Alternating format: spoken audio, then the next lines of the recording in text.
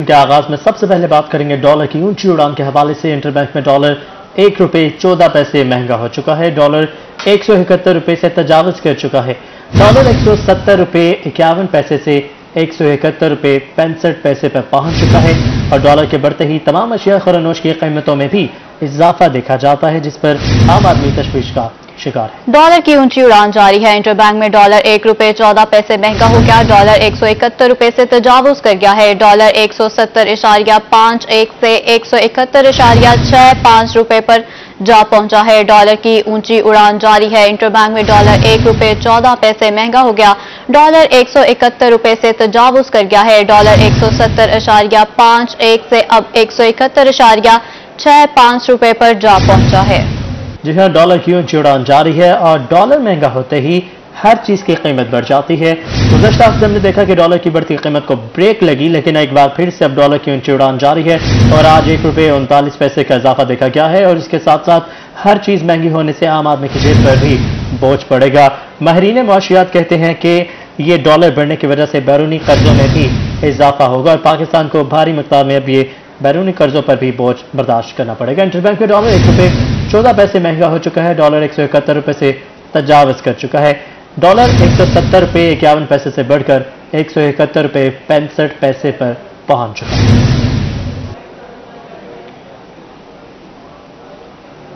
रुपए की कदर में मुसलसल गिरावट, डॉलर की कीमत में रिकॉर्ड इजाफा। माजी में डॉलर की कीमत बढ़ने पर वज़ीर आज़म इमरान खान क्या कहते थे, आइए आपको सुनवाते हैं। नाज़रीन, डॉलर की ऊंची उड़ान के हवाले से आपको बताएं, इंटरबैंक में डॉलर ₹1.14 महंगा हो चुका है। डॉलर ₹171 से तजावज कर गया है। डॉलर ₹170.51 से ₹171.65 पर पहुंच चुका है। मेंबर पंजाब असम्बली और पीपल्स पार्टी रहनुमा अली हैदर गिलानी का डॉलर की बढ़ती कीमत पर क्या कहना है, उनसे जानते हैं। आपको बताते चलें कि डॉलर की ऊंची उड़ान इस वक्त जारी है। डॉलर ₹1.14 महंगा हो चुका है। डॉलर ₹171 से भी अब तजावज कर चुका है। डॉलर 170.51 से ₹171.65 पर जा पहुंचा है। मेंबर पंजाब असेंबली और पीपल्स पार्टी रहनुमा अली हैदर गिलानी का डॉलर की बढ़ती कीमत पर शदीद रद्द-ए-अमल भी सामने आया है। आपको अपडेट कर रहे हैं। डॉलर की ऊंची उड़ान का सिलसिला जारी है। इंटरबैंक में डॉलर ₹1.14 महंगा हो गया। डॉलर ₹171 से अब तजावुज कर गया है। डॉलर 170.51 से ₹171.65 पर जा पहुंचा है। जी हाँ, आपको बताते चलें कि डॉलर की ऊंची उड़ान जारी है। पिछले कुछ दिनों में डॉलर की ऊंची उड़ान मुसलसल जारी थी, लेकिन गुज़श्ता हफ्ते इस उड़ान को ब्रेक लगी और एक बार फिर से अब डॉलर की ऊंची उड़ान जारी हो चुकी है। आज ₹1.14 का इजाफा हो चुका है। डॉलर एक बार फिर से ₹171 का हिसाब अबूर कर चुका है और नई कीमत आज जो है ओपन मार्केट में डॉलर $171.65 पर पहुंच चुका है और डॉलर बढ़ते ही तमाम अशिया खुरनोश भी महंगी हो जाती है। महंगाई का नया तूफान मुल्क में दाखिल होता है, जिससे गरीब आदमी की जेब पर खासा बोझ पड़ता है और खास तशवीश का इजहार किया जाता है गरीब आदमी की जानिब से। और इस वक्त $1 ₹171 से तजावज कर चुका है। डॉलर की कीमत को पर लगते जा रहे हैं और रुपया तारीखी गिरावट का शिकार हो चुका है।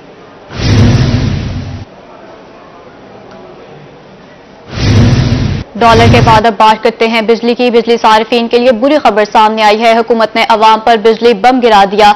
बिजली ₹2.52 फी यूनिट महंगी कर दी गई है। बिजली सितंबर की माहाना फ्यूल एडजस्टमेंट की मद में महंगी की गई है। जी हाँ, बिजली सार्फिन के लिए एक और बुरी खबर है कि हुकूमत ने अवाम पर बिजली बम गिरा दिया है। बिजली ₹2.52 फी यूनिट महंगी कर दी गई है, जबकि बिजली सितंबर की माहाना फ्यूल एडजस्टमेंट की मद में महंगी कर दी गई है। बिजली सार्फिन के लिए बुरी खबर सामने आई है। हुकूमत ने अवाम पर बिजली बम गिरा दिया। बिजली ₹2.52 फी यूनिट महंगी कर दी गई। बिजली सितंबर की माहाना फ्यूल एडजस्टमेंट की मद में महंगी की गई है। एक और बुरी खबर से आपको अपडेट करें। बिजली सार्फिन के लिए बुरी खबर सामने आई है। हुकूमत ने अवाम पर बिजली बम गिरा दिया है।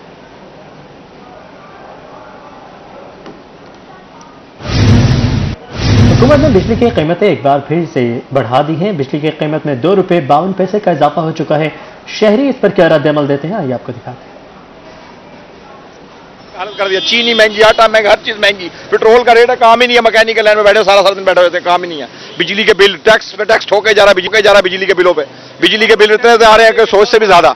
उसके अलावा पेट्रोल का रेट 150 रुपये लीटर कर दिया, उसके अब्बा का भी रेट था 150 में, पूरे पाकिस्तान में रेट कर दिया उसने। देखिए, मैं किसी के हक में बात नहीं कर रहा, जो चीज़ें बढ़ रही हैं हमें तो मतलब कि जिस चीज़ों का कहा गया था कि कंट्रोल होगा, अब इनसे कंट्रोल नहीं हो रहा, किसी न किसी जगह पे तो कोई मसला होगा ना इनसे, या तो इनके पास टीम अच्छी नहीं है या कोई ना कोई प्रॉब्लम है जिस चीज़ की वजह से पूरी आवाम को चीज़ें फेस करनी पड़ रही हैं। आए दिन डॉलर बढ़ रहा है, बिजली बढ़ रही है, पेट्रोल बढ़ रहा है, हर चीज़ें बढ़ रही है। कहा तो ये जा रहा है कि पूरे मतलब कि मुल्क के साथ साथ और भी मुल्कों में है जो ये बुरहान चल ही रहा है। बात यह है कि हर जो तबका होता है ना, चाहे वो छोटे लेवल का चाहे बड़े लेवल का, वो तो ये एक्सपेक्ट करते हैं कि हमें रिलीफ मिलना चाहिए। हर चीज़ का रेट बढ़ रहा है, बिजली का रेट बढ़ गया, पेट्रोल के रेट बढ़ गए, कोई चीज़ ऐसी नहीं है जो सस्ती हो। गरीब की पहुंच से दूर हो गई है, चोरियाँ डकैतियाँ आम हो गई हैं, लोग बेरोजगार हुए हुए। रात भी मेरे घर के पास डकैती कर गए। इससे ये बात है ना, देखो जितनी बिजली महंगी होगी आपके जो एक्सपेंस वहीं, यानी एक्सपेंस बढ़ते हैं, तनख्वाहें वहीं खड़ी हुई हैं। अब पेट्रोल में सुनने में 160 रुपये हो रहा है, ठीक है। अब गरीब के हाथ से सब कुछ निकला जा रहा है। अब घी पहुँच रहा 400 तक पहुँच रहा है घी, ठीक है। आपकी तनख्वाहें वहीं हैं, गवर्नमेंट जॉब अलग है, प्राइवेट जॉब वालों की तनख्वाहें वहीं हैं। एक्सपेंस बढ़े जा रहे हैं लेकिन तनख्वाह उतनी है, जैसे 30,000 25,000, लेकिन एक्सपेंस आपके चले 50 पे पहुँच गए। ना वहाँ गैस है ना बिजली है। घी लेने जाते हैं 500 रुपये का जनाब, और 1 किलो चीनी आती है वो ख़त्म हो जाती है हमारी। अब गैस और बिजली, खान साहब ने कहा था जो इस मुल्क का जो बिजली का बिल ज़्यादा आएगा, गैस का बिल ज़्यादा आएगा, वो हुक्मरान चोर है। तो इसका मतलब है आप बिजली मजीद महंगी करने के खिलाफ बहावलपुर के शहरी भी हुकूमती इकदाम से नाला है। शहरियों का कहना है अब घरों में चिराग जलाकर रोशनी करेंगे, बिजली का बिल पूरा नहीं कर सकते। बिल तो 2 साल में 3 साल में बढ़ता था, अब जो है हर दिन हर नया बिल होता है, हर रोज का समझो बिल है। कैसे बिल है? इस महीने अगर हमने 3,000 भरा है तो अगले महीने 4,000 आया हुआ है। अब गरीब आदमी जो एक मिसाल 18,000 रुपये सैलरी लेता है या 20,000 रुपये लेता है, तो वो क्या करे? बिल भरे, स्कूल की फीसें भरे, क्या करे? ये बिजली का बम तो इन्होंने अब गिराया है ना, इससे पहले भी ये जो कुछ कर रहे हैं उसके बाद अवाम के पास जिंदा रहने का भी कोई आसरा नहीं है, और यहाँ पे कोई एहतसाब वगैरह नहीं हो रहा। ये पहले खुद अपना एहतसाब करेंगे ये क्या कर रहे हैं हमारे साथ, ठीक है जनाब।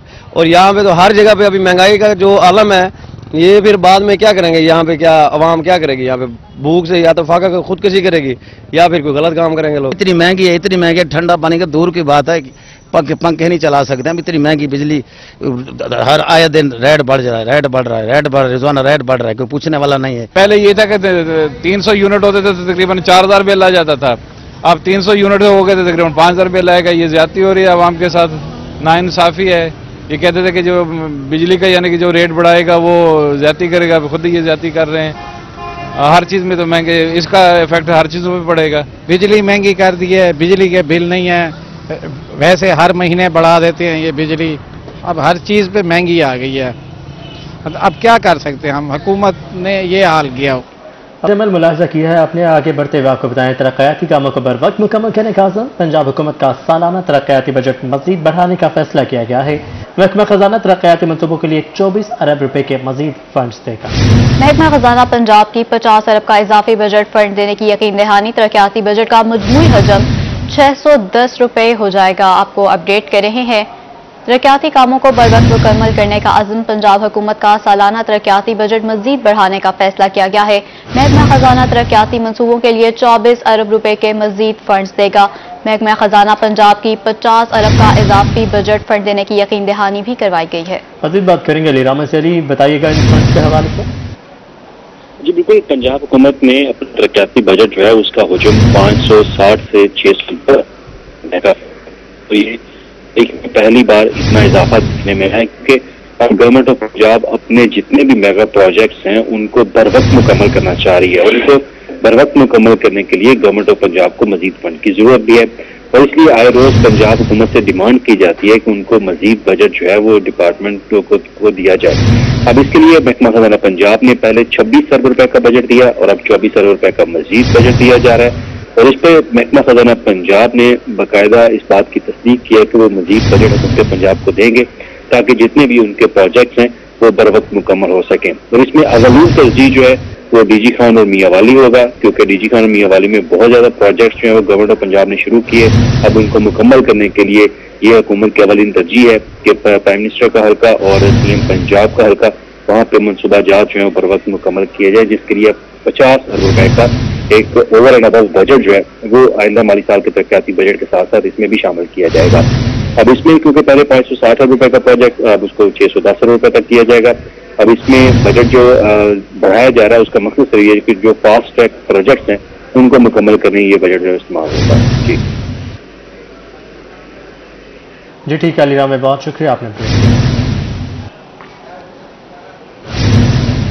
मुल्तान बहावलपुर समेत सूबे में सड़कों की होगी तामीर और मुरम्मत। पंजाब हुकूमत का सफरी सहूलियात में बेहतरी की जानिब एक और अहम कदम।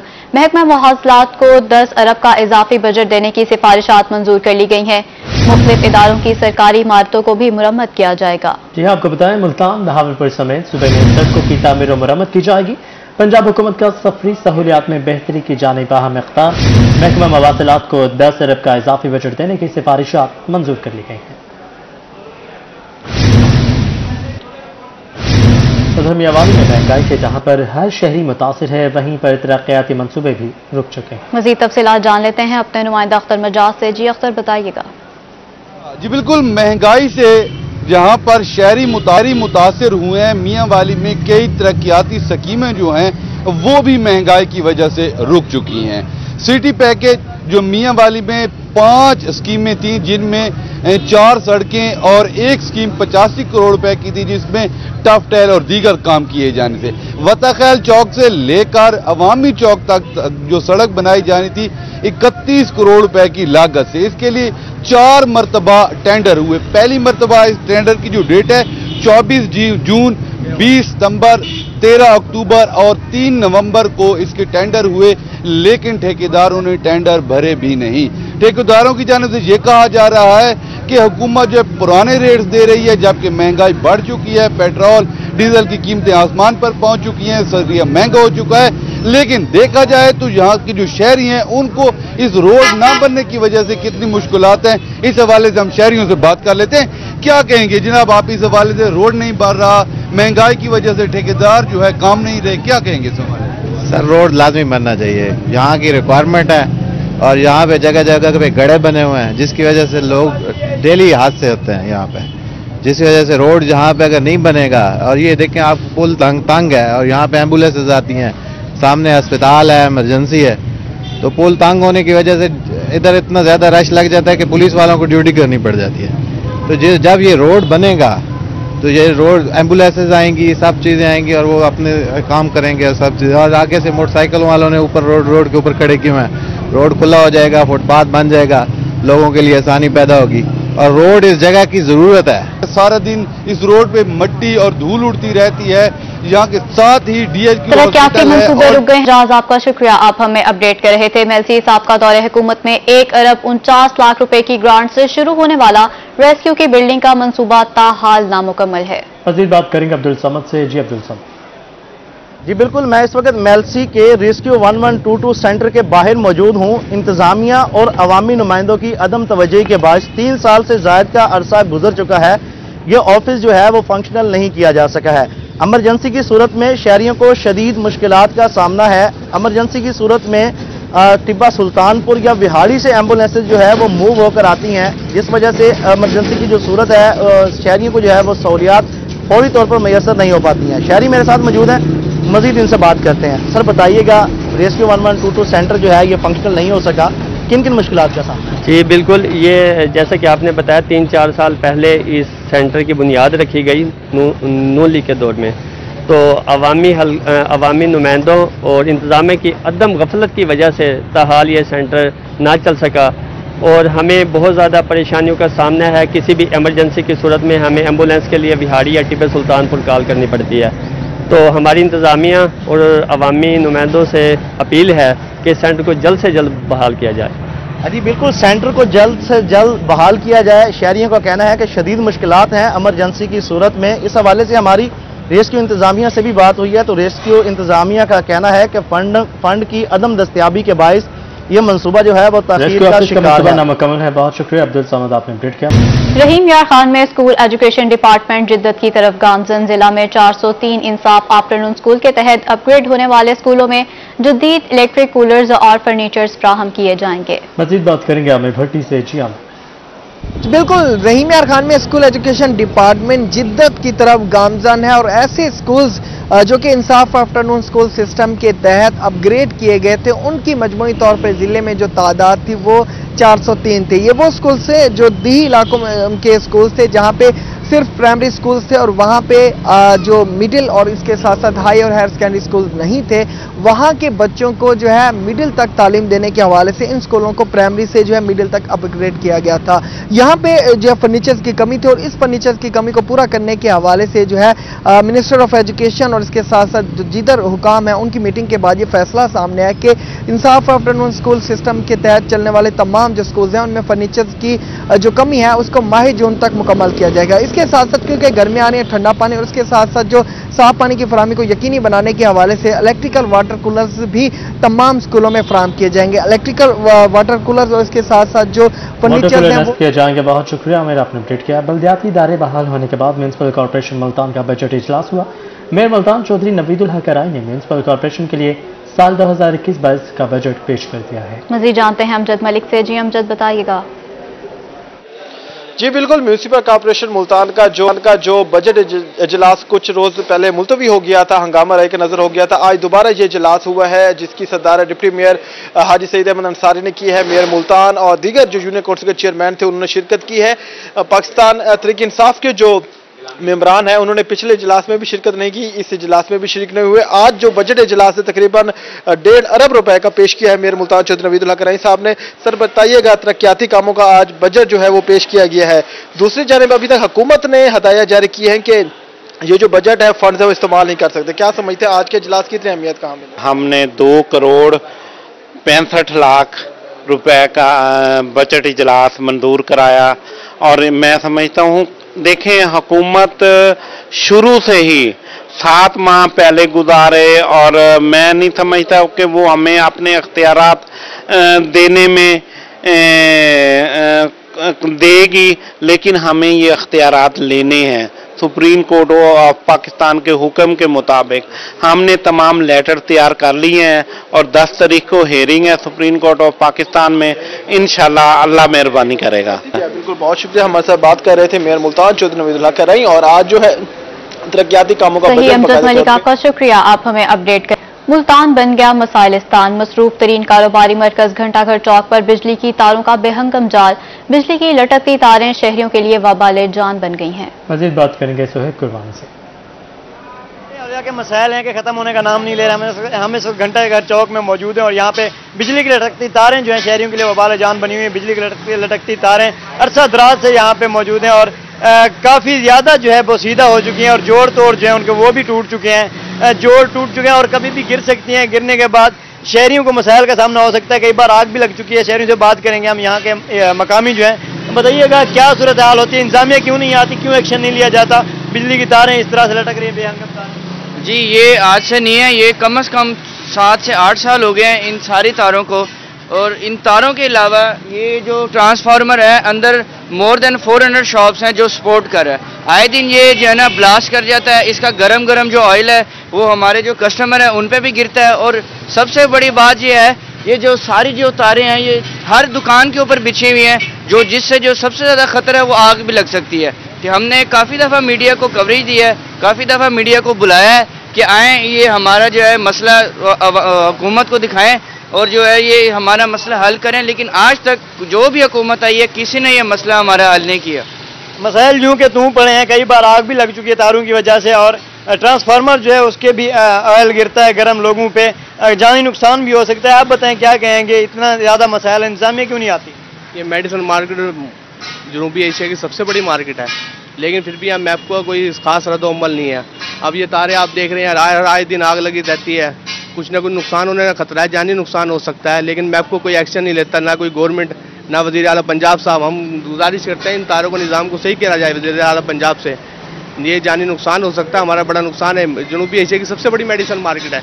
अब देखें यार दूसरे दिन आग लग जाती है, तारे टूट जाती है, कभी मीटरों में आग लग जाती है, ट्रांसफार्मर उड़ जाता है और एसी बंद हो जाते हैं, जिसकी वजह से मेडिसिन ख़राब होने का अंदेशा होता है और हमारे लिए बड़ा नुकसानदेह है ये। तो लिहाजा मेडिसिन मार्केट में ये तारों का निज़ाम दुरुस्त किया जाए। घंटाघर चौक के करीब मेडिकल तारों मार्केट के बहुत बेहंगम 4 लोगों के लिए वबाले जान बन चुके हैं। बहुत शुक्रिया सोहेब, आपने अपडेट किया। Bahawalpur cantonment board model town में 4 अदद सड़कों की तामीर कर रहा है।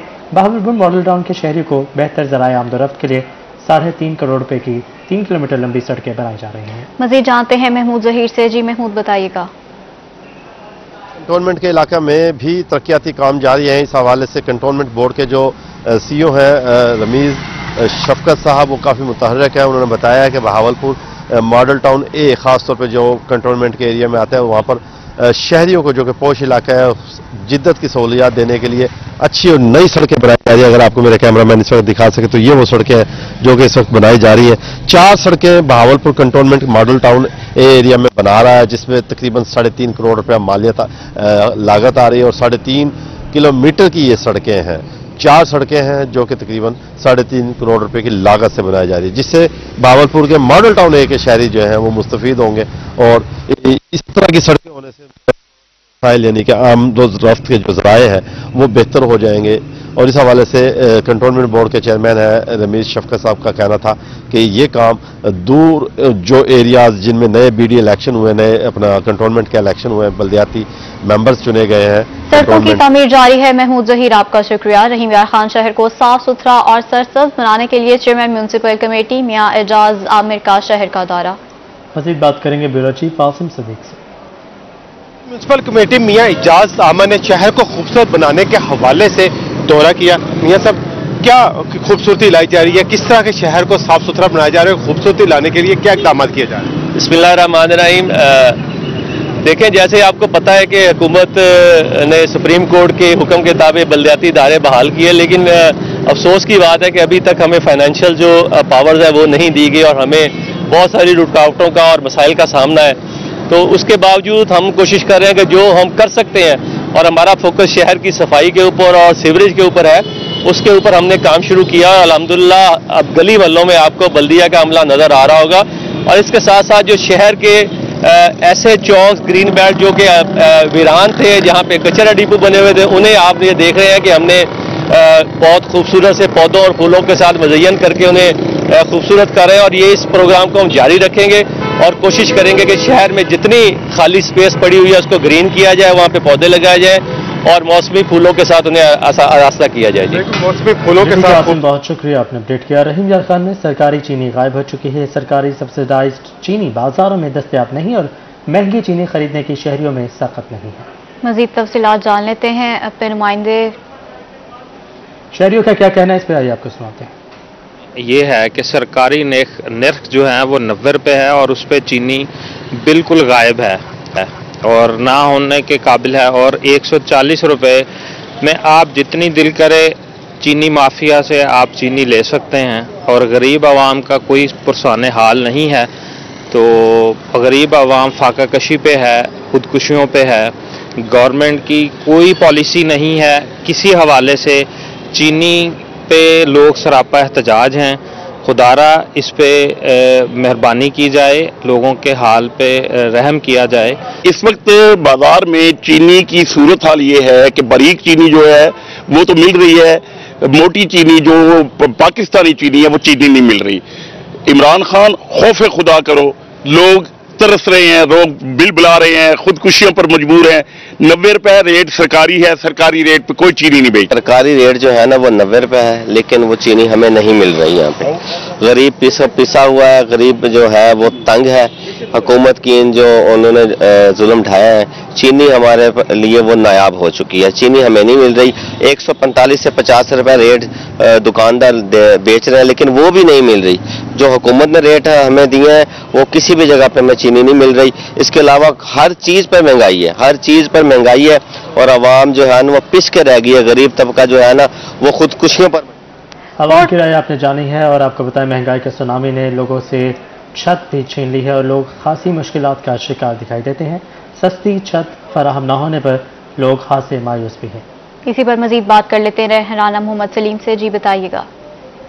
बिल्कुल मौजूदा हुकूमत ने महंगाई का तूफान खड़ा करके गरीब आदमी को छत से भी महरूम कर दिया गया है। कड़ी, बिंचा और पत्तल के रेट में 35 से 40% तक गुज़िश्ता 3 माह के दौरान इजाफा हो चुका है। यहाँ के जो गरीब लोग हैं वो इन चीज़ों को बतौर छत इस्तेमाल करते हैं। मैं इस वक्त इंडस हाईवे कोटचुट्टा पर एक दुकान पर मौजूद हूँ। हमारे साथ दुकानदार फयाज मौजूद हैं। जी फयाज, बताइएगा पिछले 3 माह के दौरान कड़ी, बिंचा और पत्तल के रेट में कितना इजाफा हो गया? हाँ मेरे भाई, बहुत महंगाई हो गई है। बिंचा लेते थे 500 रुपए का, अब वो 800 रुपए का हो गया।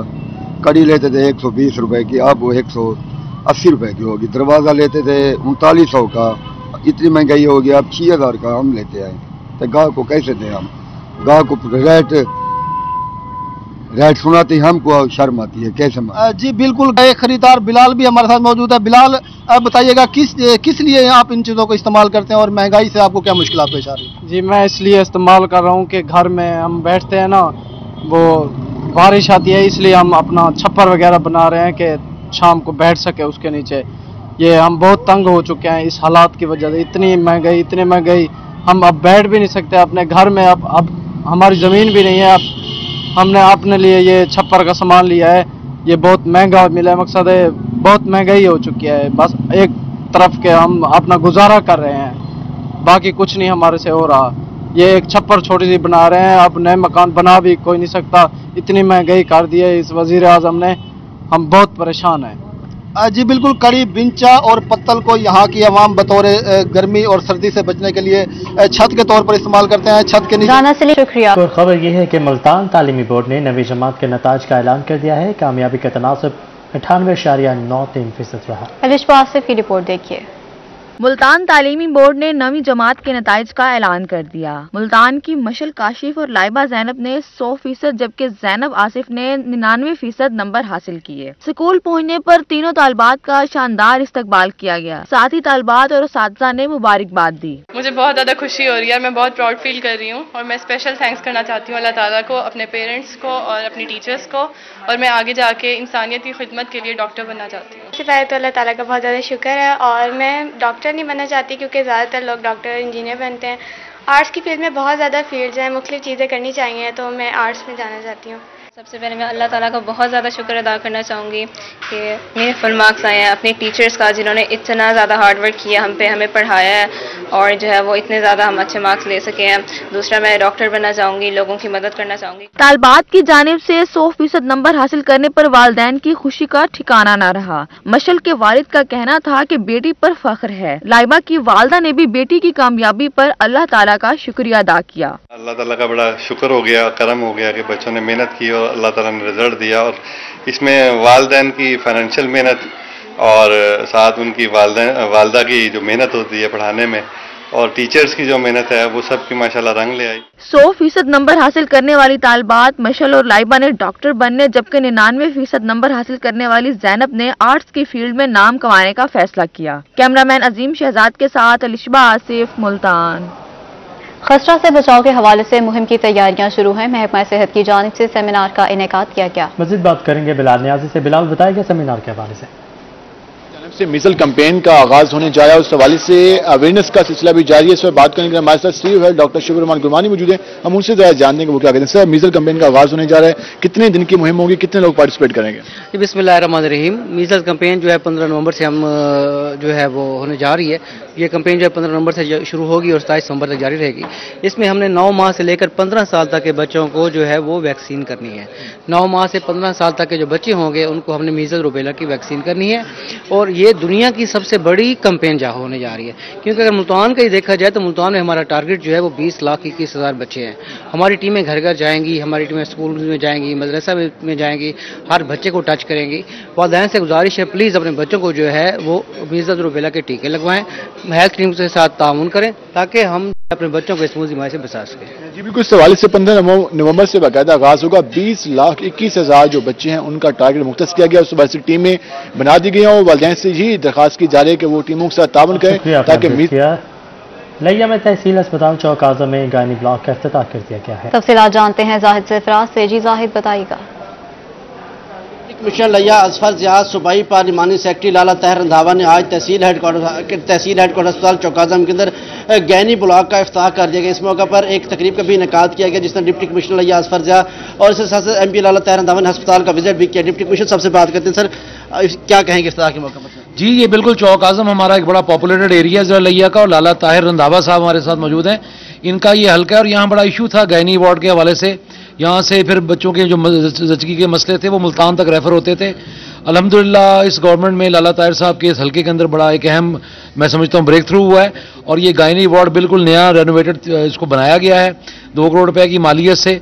इसमें नर्सरी भी कायम की गई है, इनक्यूबेटर्स भी इसमें मौजूद हैं और इसमें 10 बेड का ये हॉस्पिटल है। तो मैं समझता हूँ कि चौक आजम के जो लोगों के मसाइल हैं वो इससे बहुत ज़्यादा बेहतर अंदाज में हल हो जाएंगे और ये बहुत बड़ा एक इनकलाबी कदम है जो लाला ताहिर ने यहाँ पर इनके हल्के में जदीद सहूलियात से रास्ता लाला जी, क्या कहेंगे आप? बिस्मिल्लाहिर्रहमानिर्रहीम। जनाब, मैं सबसे पहले अपने वज़ीर आला जनाब उस्मान बुज़दार साहब का शुक्रिया अदा करता हूँ कि उन्होंने ये फंड हमें दिया चौक आज़म के लिए, ये गैनी वार्ड के लिए। ये हमारे शहर का बहुत बड़ा मसला था गैनी के हवाले से और इंशाल्लाह ये हल हो गया। मैं अपनी हुकूमत का, खास करके DC साहब का और हुकूमत का शुक्रिया अदा करता हूँ कि उन्होंने ये मनसूबा हमारा मुकम्मल। जी बिल्कुल, यहाँ पर गायनी ब्लॉक का इफ्तिताह किया। जाहिद सरफराज, आपका शुक्रिया, आप हमें अपडेट कर रहे थे और इसी के साथ ही न्यूज़ स्टूडियो से फिर वक्त इतना ही।